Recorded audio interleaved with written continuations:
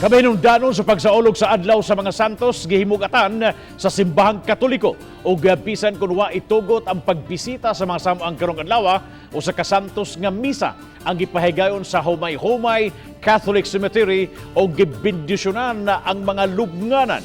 Si Luan Mirondina adunay live report. May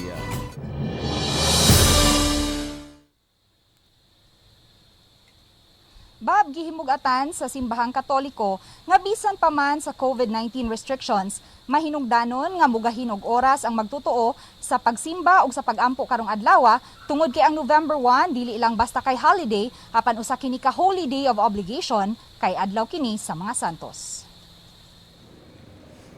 Subay sa lagda sa IATF, wa itugot ang pagbisita sa mga samang karong adlaw. Busa ang 60 anyos nga si Roy Aratea sa may gate na lang sa Humay-Humay Catholic Cemetery na nagkut ug naghalad og pagampo.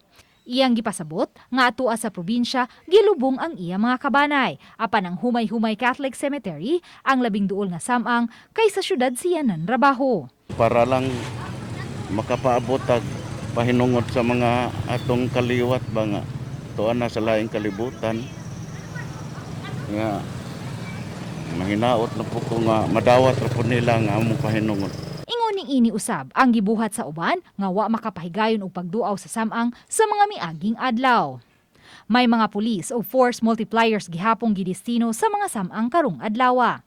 Kay ang Humay-Humay Catholic Cemetery giduma man sa simbahan sa Birhen sa Regla ang kora paroko nga si Reverend Father Renante Joseph Ga mihalad og santos nga misa sulod sa samang uban ang pipila ka mga lay ministers.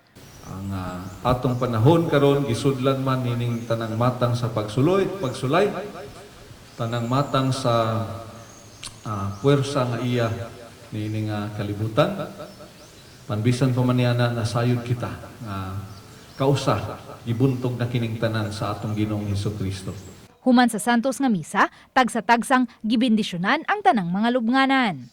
Mato ni Reverend Father Renante Joseph Ga nga ang pagsaulog sa adlaw sa mga santos mupahinumdum unta kanato nga kitang tanan adunay puruhan nga magbag-o ug magpaduol sa Ginoo.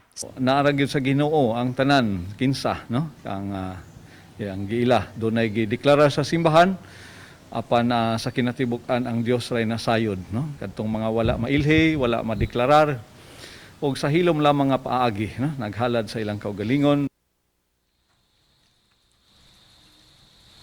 Bab ug mga adlaw sirado gihapon ang mga samang apan aduna gihapon ipahigayon nga santos nga misa sa Humay-Humay Catholic Cemetery sa alas 10 sa buntag. Bab, dahil salamat Luan Mirondina sa imong live report.